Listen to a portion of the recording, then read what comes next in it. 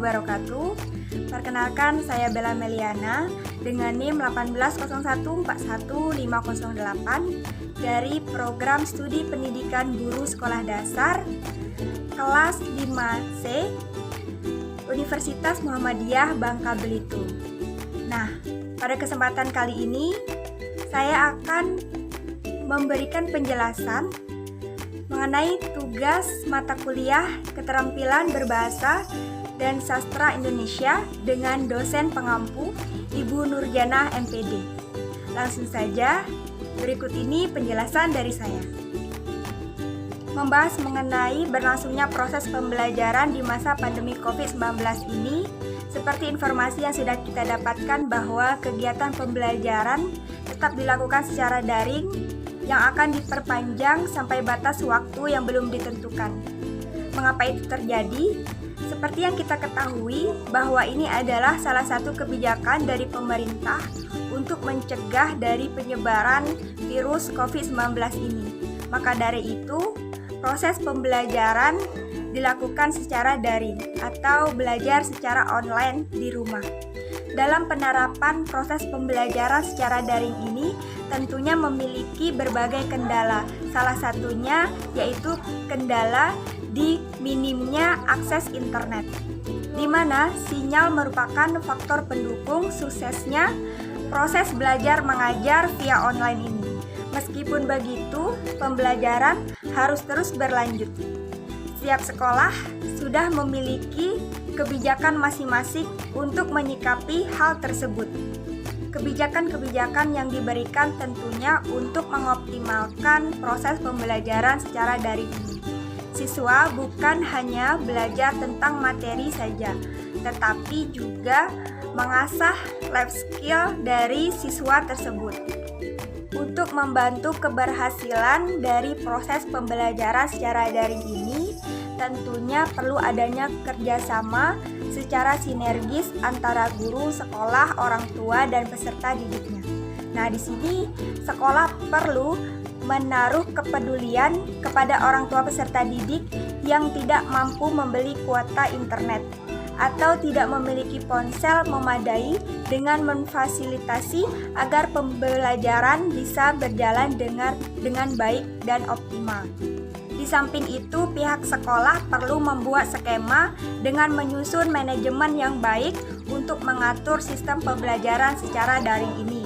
Hal ini dapat dilakukan oleh sekolah dengan membuat suatu jadwal yang sistematis, terstruktur, dan simpel untuk memudahkan komunikasi antara orang tua dan sekolah agar putra-putrinya dapat terpantau dengan efektif belajar di rumah.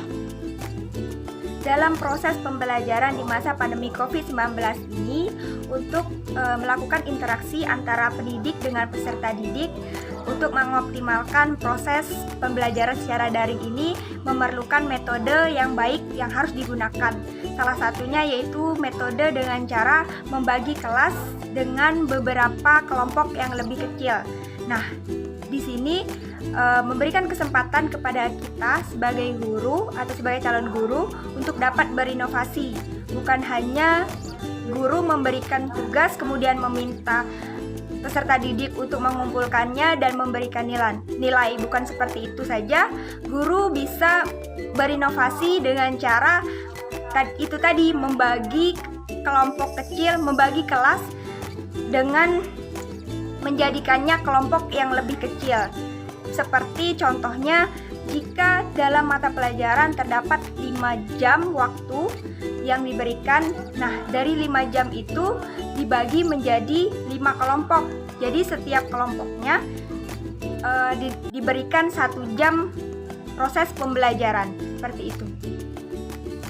Selain dengan menggunakan cara membagi kelas menjadi kelompok yang lebih kecil, dapat menggunakan cara yang lebih efektif dengan cara yang lain, karena di sini tidak semua siswa memiliki kompetensi yang sama. Siswa yang unggul di satu bidang belum tentu unggul di bidang yang lainnya. Nah, cobalah membagi kelompok belajar berdasarkan kompetensi yang sama. Jadi setiap siswa memiliki kesempatan yang sama untuk mengasah dari kemampuan setiap siswa tersebut. Untuk mengoptimalkan dari proses pembelajaran secara daring ini, maka diperlukan media sebagai alat untuk membantu dalam melakukan proses belajar mengajar. Nah, media ini bisa berbentuk seperti HP, laptop, dan lain-lain. Nah, dari media ini, maka proses pembelajaran secara daring dapat dilaksanakan. Proses pembelajaran secara daring ini dapat dilakukan oleh guru dengan membuat grup WhatsApp atau menggunakan aplikasi. Banyak sih aplikasi yang dapat digunakan seperti aplikasi Google Classroom, kemudian aplikasi Zoom, kemudian YouTube, dan lain-lain. Nah, itu sebagai media yang dapat dimanfaatkan dalam proses pembelajaran secara daring ini. Dalam proses pembelajaran secara daring ini, selain sekolah memfasilitasi kepada orang tua siswa yang kurang mampu dengan cara memberikan kuota gratis dan mencoba cara pembelajaran yang berbeda seperti membuat atau membagi kelas menjadi kelompok yang lebih kecil, guru juga melakukan suatu kebijakan seperti dengan mengadakan sosialisasi antara orang tua siswa agar dapat mengetahui bagaimana kemajuan dari proses pembelajaran yang telah diterapkan. Kemudian dari sosialisasi tersebut, maka guru dapat mengetahui seberapa jauh proses pembelajaran secara online ini dapat terlaksana dengan baik. Kemudian dalam proses pembelajarannya sendiri, guru memberikan cara pembelajaran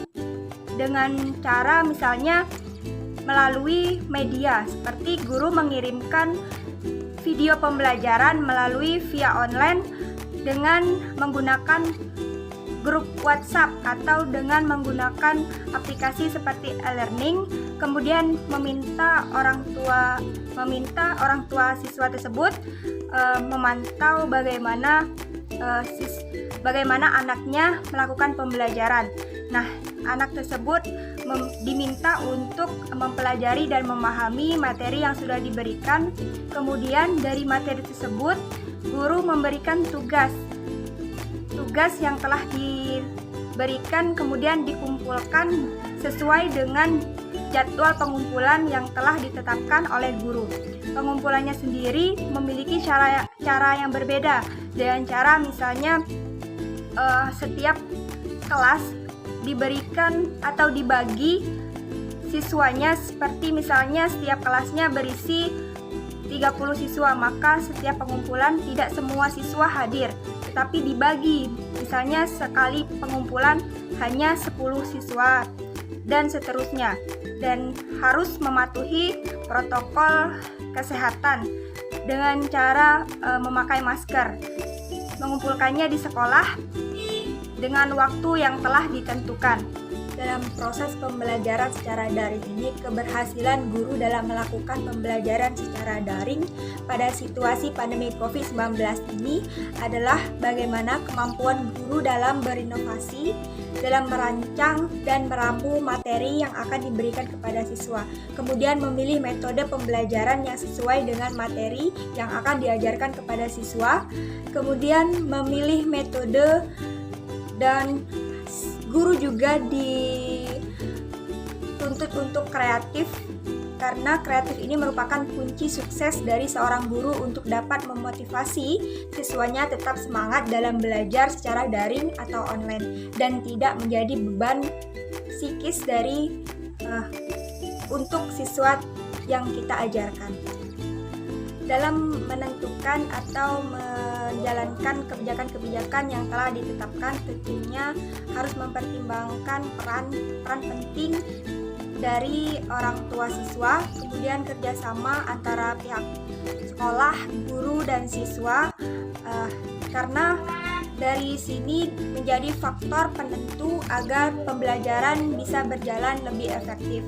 Kita berdoa semoga pandemi COVID-19 ini cepat berlalu seiring dengan berjalannya waktu, sehingga proses pembelajaran bisa terlaksana seperti biasanya seperti yang semula dengan kehadiran guru dan siswa yang saling berinteraksi secara langsung. Amin ya robbal alamin. Baiklah, itulah penjelasan dari saya mengenai pendapat saya tentang proses pembelajaran secara online di masa pandemi COVID-19 ini. Apabila ada kurang dan salahnya, saya mohon maaf. Kepada Allah, saya mohon ampun. Saya ucapkan terima kasih. Wabillahi taufiq wal hidayah. Wassalamualaikum warahmatullahi wabarakatuh.